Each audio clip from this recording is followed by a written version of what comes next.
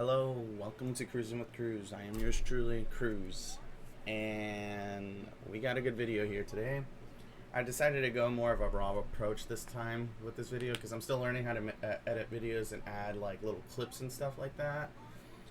But I figured with this one I should just give it a more raw approach, especially since I've kind of had a couple days to kind of let the season finale of this year kind of sink in a little bit, and boy do we have a lot to talk about in this video.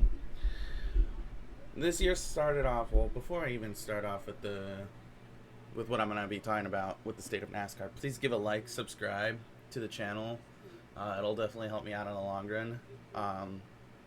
Towards the end of the video, I'm going to be talking about what I'm going to be doing with future NASCAR content, because yeah, this season really kind of, I don't know, it rubbed me off in the wrong way.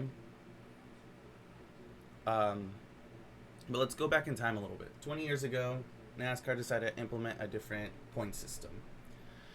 That point system being the chase format at the time, which was the top 10 drivers get in on points, or who get in on points. Those top 10 drivers will fight it out for the last 10 races via like a reset on the point standings. And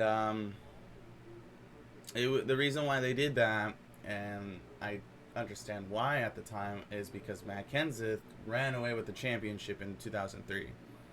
They had the most consistent, solid season.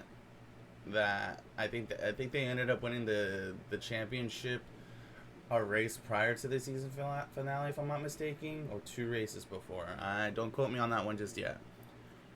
But after that race, or after that season, NASCAR, on the off season, they were getting a new title sponsor, and they obviously wanted to kind of shake things up with the points in terms of who's going to be determined the championship, or who's going to win the championship, and they implemented the chase format.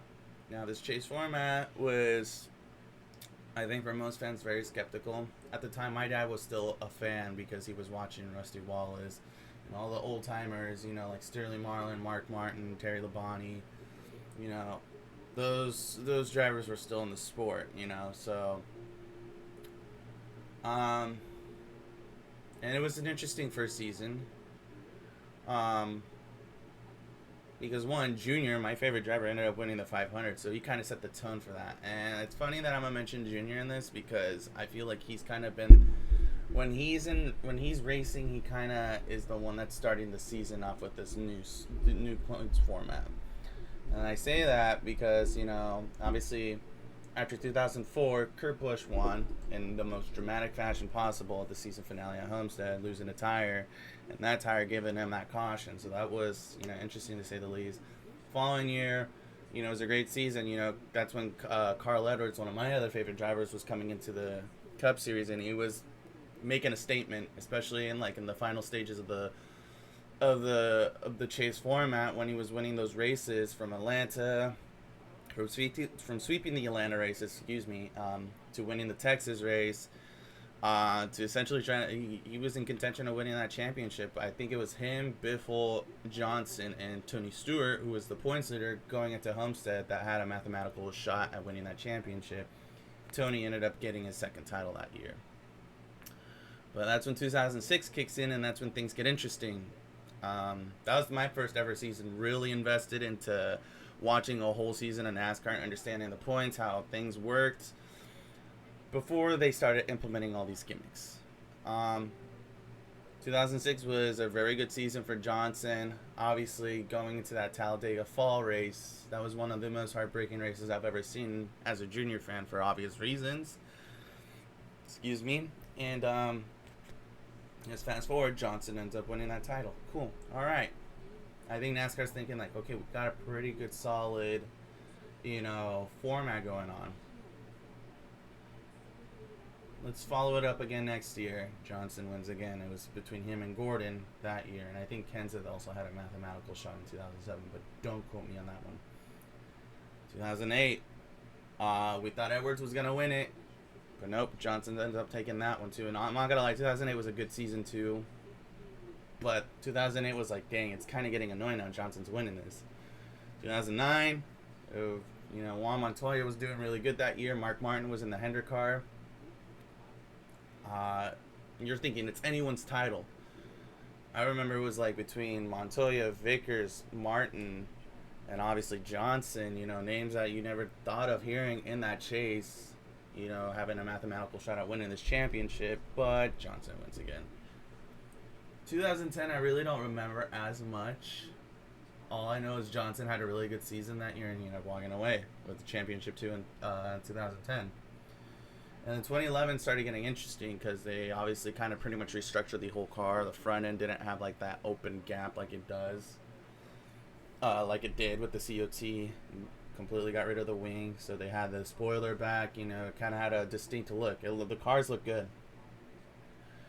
And 2011 was an interesting season because that was the first year where, you know, things were shaken up. Johnson wasn't really running good that year. Keselowski, that was his first year driving the Deuce, the Blue Deuce. Junior had a new crew chief, Steve Letarte. A lot of things were looking different that year. You know, that's why I liked that season. And I think that was the first season, if I believe it or not. I want to say it was either 2000. I'm trying to think which year where they added, you know, 2 more seats into the chase format. I want to say it was either 2009 or 10. Don't quote me on that one too. Again, I really didn't do my research. I just kind of wanted to sit on this and just, like I said, give you my raw input and just go based off the knowledge I remember. So don't quote me on anything just yet. But yeah, once they added that 12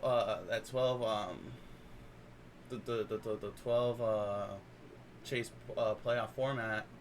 God, I can't believe I'm saying playoff format from back in the day. The 12 driver chase format. There we go. I think 2011 was the year where they implemented the wild card, where, you know, if you want to race, if you're outside the top 12 and you want to race, you get seated either in 11th and 12th, which is cool because it's like, all right, you know, guys that you didn't think that would have, like, you know, that were very consistent, but, you know, kind of had struggled throughout the season. If they had that win, they could have guaranteed their spot in the chase. And yeah, 2011 was interesting because Tony Stewart never won in the regular season, but going into the chase format, freaking, he put a whooping. Both he and Edwards that was probably like the most invested chase season I have watched, because obviously Johnson wasn't going to win that title that year. 2011 was the last year that was the year that they stopped Jimmy Johnson's streak. And yeah, freaking, it literally came down to the last race between Edwards and Tony Stewart. And this is before they implemented this playoff format where, you know, 4 drivers are contending for the title. You know, these two mathematically were in points range of winning this championship. And it literally came down to the very end where both Edwards and Stewart finished 1-2 in a tiebreaker, but Tony Stewart ended up winning the championship because he had the most wins in the postseason.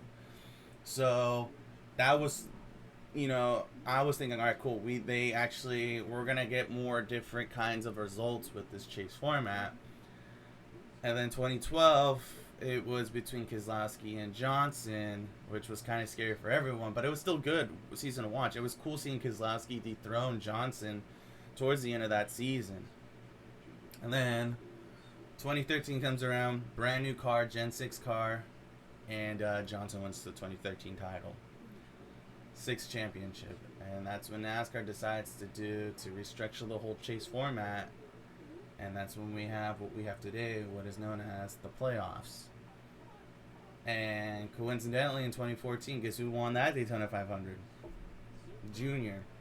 So I find it funny that Junior is the one that wins the first race of the season when they implement these new chase formats. I just find it really, like, hilarious. But the 2014 season was interesting because obviously this is a new format and it was cool. I think for the first, like I say, because I think when we started seeing, like, what the playoffs were going to do, we saw evidence of that at Phoenix. This was before Phoenix was the last race of the season, when Ryan Newman ended up dumping Larson to get into that final spot. And good for him, because both he and Harvick put up a good fight at Homestead. You know, it was a really good race to watch. You know, obviously Kevin Harvick won the championship that year. But 2014 was very interesting because we definitely saw a lot of different drivers you wouldn't think being in the chase were in the chase. So that was pretty interesting and cool. And then we get 2015, and that's when controversy really starts kicking in. I believe it was the Talladega race. Junior could have won his way into the next round. Logano, coincidentally, Logano advanced. Harvick, yeah, I think Harvick was the one that manipulated the cautions. Like, that's when really controversy started kicking in. And then, because 2015, obviously, it was Gordon's farewell season. Truex was the underdog. Kyle Busch was in there along with Kevin Harvick. And Kyle Busch ended up winning that race, and that's, again, like I said, when that started sparking controversy. Kyle Busch missed, I want to say, a third of the season because he broke his leg at Daytona in the Xfinity race. So after that, the fact that he was able to work his way, and that's the thing I liked with the system back then still, was he still had to work his way into the points, like mathematically in the points, so his wins could count into the chase. And ultimately, Kyle Busch did the unthinkable. He came back, with the foot injury, ended up winning the championship that year. So, like I said, that's when really we start sparking up some controversy here. Excuse me. And then, so 2016 wasn't very much controversy from what I remember, other than Carl Edwards was going to walk away with that championship. But what does NASCAR decide to do? Throw a caution. And ultimately, towards the end of that race, Edwards had to do what he had to do. He was blocking Logano. Obviously, Logano being Logano, he just dumps him. And thankfully, he didn't win it because that's how Johnson got his 7th title. So now we're really kicking in controversy here. 2017 wasn't very much controversy other than Truex kind of had a really good season. He deserved the championship that year. Let's see what else.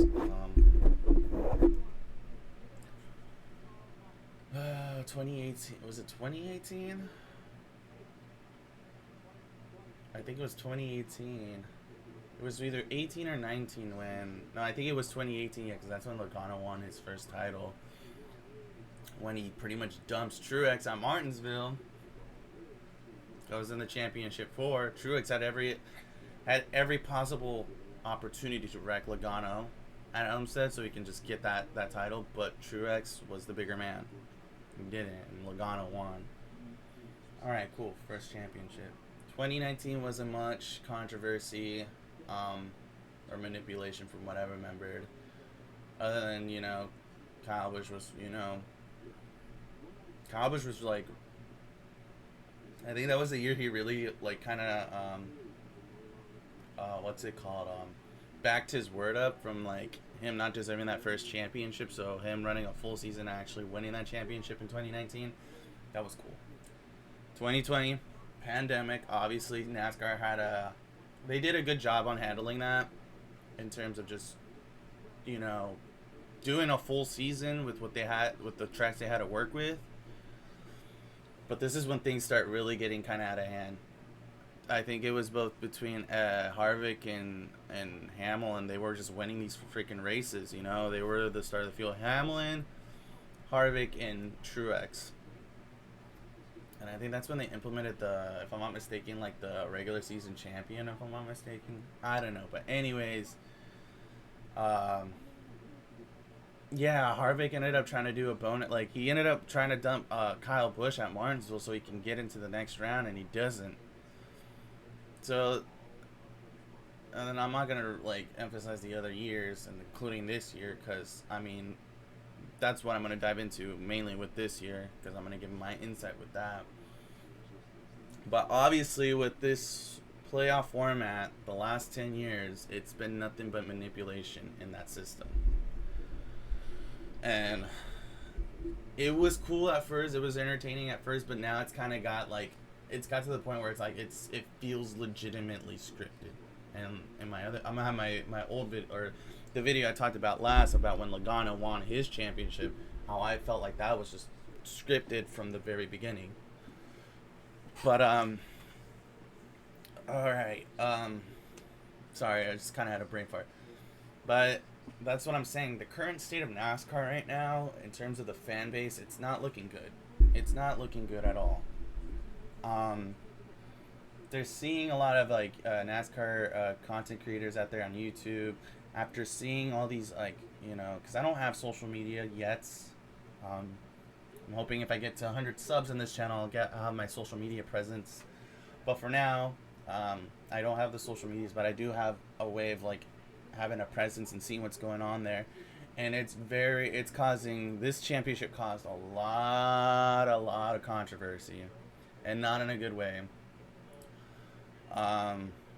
I actually saw the post transcript of Logano winning his championship, and my God, he was such a child. Like how he just flipped out saying like, "This is the most legitimate way you can win your championship." Like, oh my God, like no, bro, no.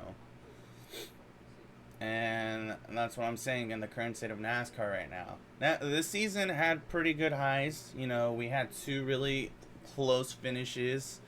The Atlanta race, the Kansas race, that was a pretty good race to watch. I liked watching it from the start to finish on that one. But then you had the lows of the sport where freaking Austin Dillon infamously wrecks the two most hated drivers in the sport, Hamlin and Logano, like in beautiful fashion. Christopher Bell using the Toyota, a fellow Toyota teammate, to supposedly get wrecked and ride the wall. Chevy's kind of just playing roadblock at Martinsville. Like, there are things in this season that have become evident that the true, raw, like authentic racing that we were used to having, and I'm 30, so I'm a millennial that has had a presence in this of watching the sports since I was a young kid because of my dad. But my dad stopped watching because after his driver retired, he didn't really see any purpose of watching it anymore, and rightfully so, because I mean, I still from 2000 I want to say from 2006 to 2015 is when I really loved the sport. After 2015 is kind of when it was starting to take a nosedive for me. But right now, with what's going on with the sport, including this lawsuit with 2311 and Front Row Motorsports, I think right now with that going on, it is definitely causing a lot of stir in that Cup garage, and just really with everyone that's invested in the sport. I was saying this in my last video that I think, me personally, I want to see this go all the way through. I want to see them really expose NASCAR for what they are, because, yeah, it's not going to look good for NASCAR, but shoot, this is going to be the attention they're going to need, so that way they can actually realize, like, hey, maybe we actually have to do something to kind of restructure this whole sport, because right now, the state of the sport is not looking good.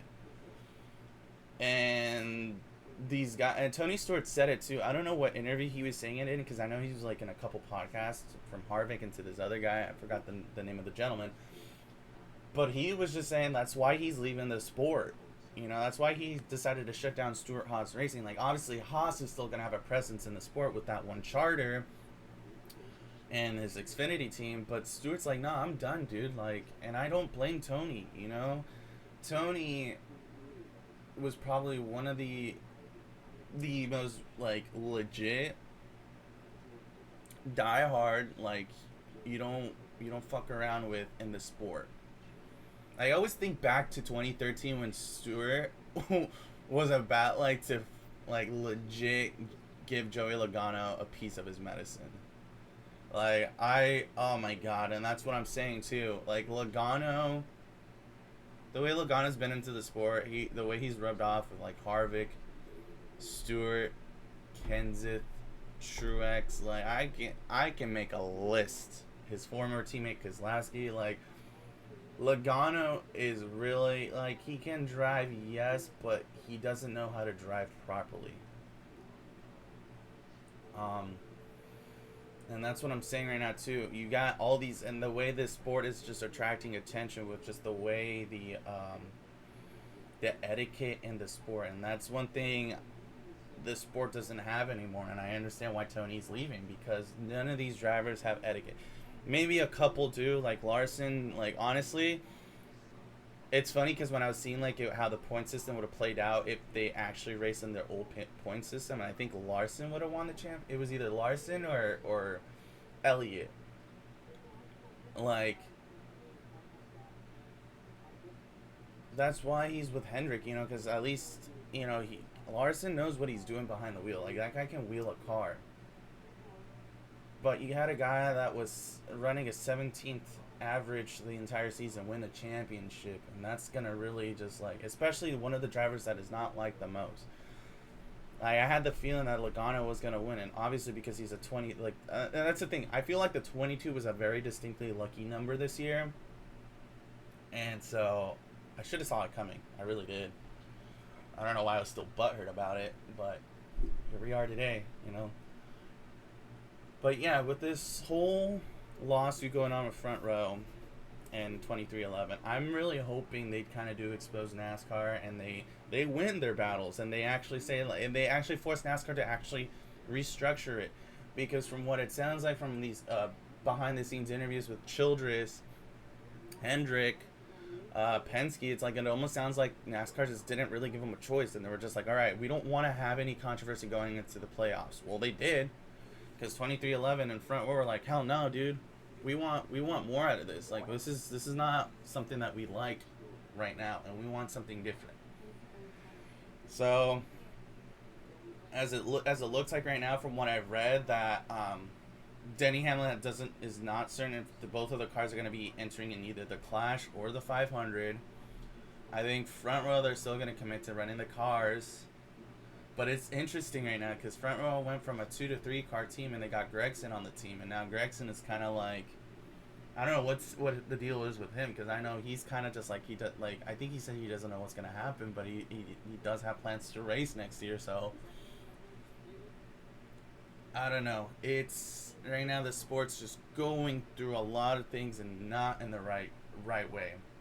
Me personally, I don't think it's going in the right way, and I hate to say it, but like, Junior right now is kind of, and I feel for Junior because I feel like he's trying to, like, put up a good what's it called, visual of the sport right now, and make it seem like, hey, like, he's still trying to make you give hope and give it a chance.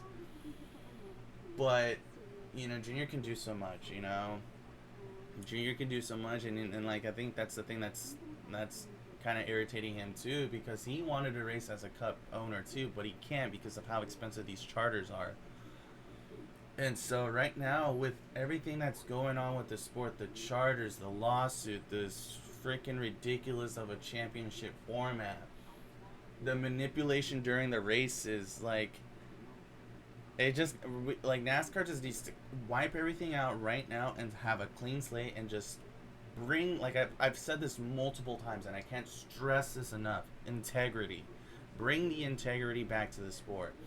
Make the crown jewel races significant again.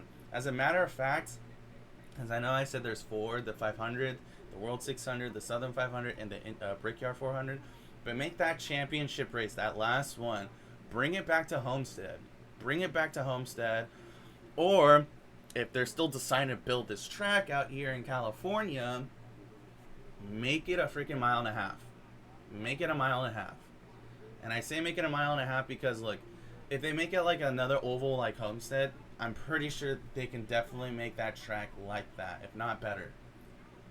And make that like a brand new crown jewel. Bring something new to the table. And make these 5 races, I'm not saying get rid of stage racing, because I'll admit I do like how they kind of bunch up the field sometimes during these boring races.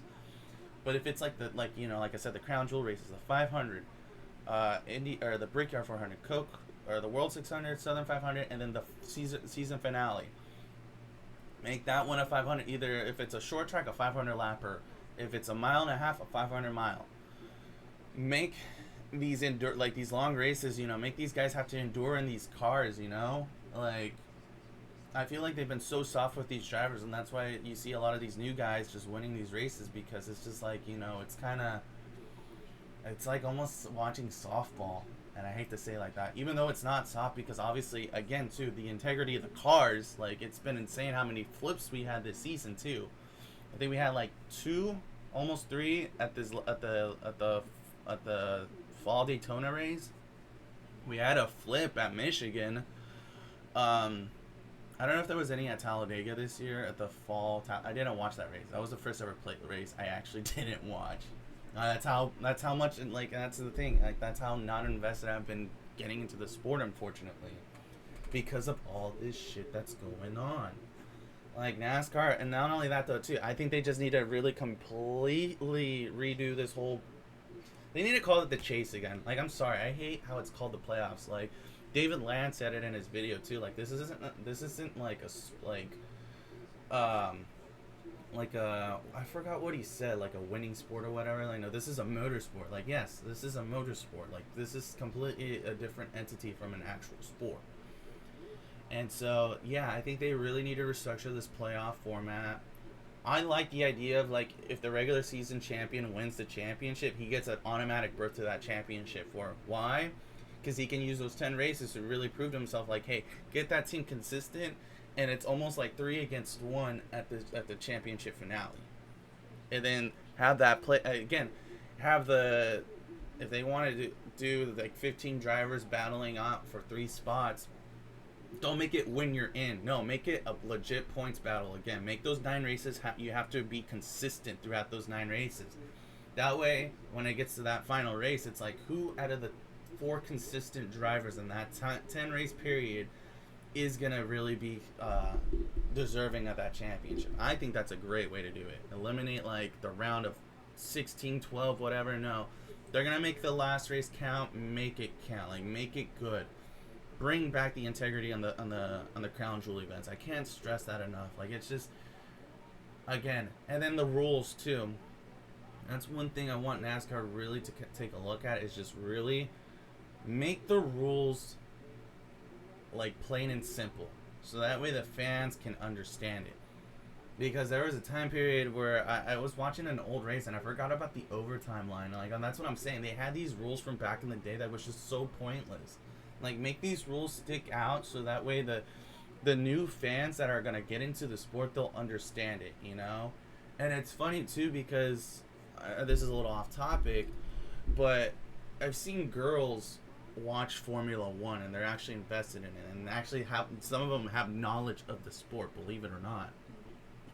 And I'm not here bashing on women. No, the point is like, even girls understand how Formula One works. So why is it that NASCAR can't kind of have that?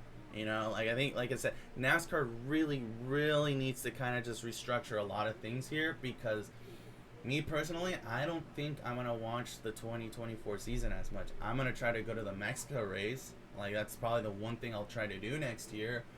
But aside from actually, like, investing in the season like I did this year, because I know I didn't upload as much this year because I had other things going on in my life, but I was keeping up with it. Especially when that lawsuit came out and all that stuff. But like I even said too, that Talladega fall race this year, I didn't watch it. I didn't bother watching it. So I don't know. Like, right now they got a lot of things to do in this off season, and they have to. I think this off season is more important than ever before, because next year legitimately is going to be a make or break year for them. That's how I truly look at it. After Logano winning this championship, I think that was the cherry on top for a lot of, as David Land even said too in his videos, casual fans that just would just have it playing in the background. Like, I was one of those fans, believe it or not. Like, after 2015 going into the 16 season, I'd watch it, but I just only had it playing in the background. Like, I wasn't as invested like I used to be. And that's sad, because I like these new guys. I like Larson, I like Elliott, I like Bowman. I know I'm saying the Hendrick guys, but I have my reasons why liking these guys. Shoot, even Reddick has kind of grown on me. Chastain, all these new guys that are in the sport.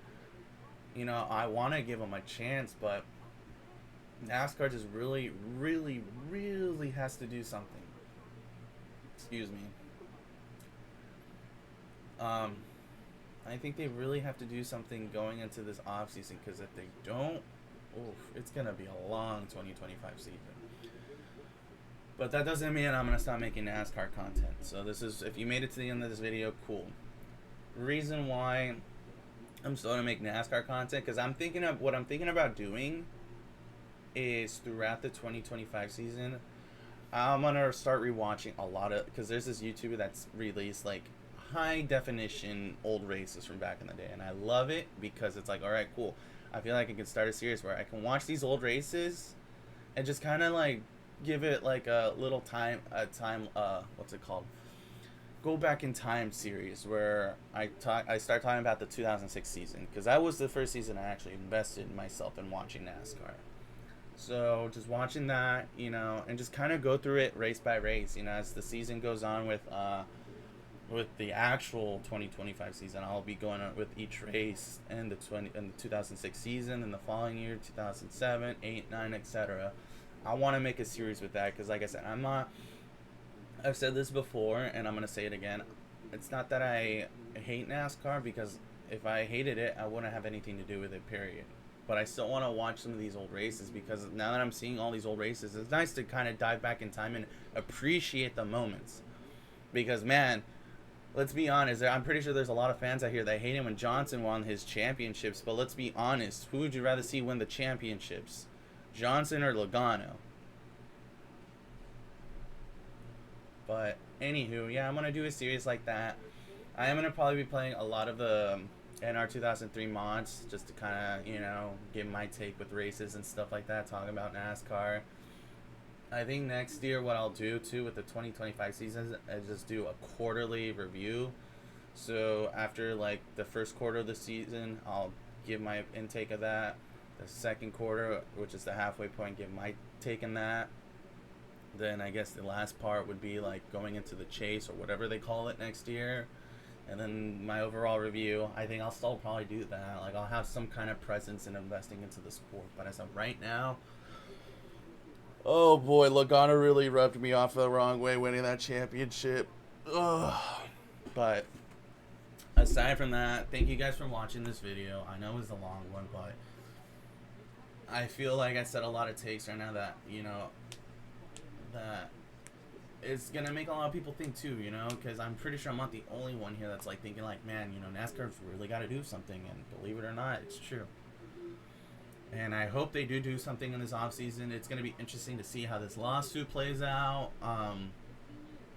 Like, as much as I don't want to watch next year, I kind of am curious to know what's gonna happen in the long run, because oh boy, it is an interesting it's going to be an interesting off season going into next year. So we'll see what happens. But until then, the next video I am actually going to be working on, as you can see here, he kind of has a presence. I said I was going to work on that video, but I've kind of just been, a little busy. But I'm going to get my Godzilla video out there, and then I think I'm actually going to do a stream with some pack openings. And the pack openings, what do you mean by pack openings? Well, tune in and find out. So give me a like, subscribe, and thanks for tuning in. Later.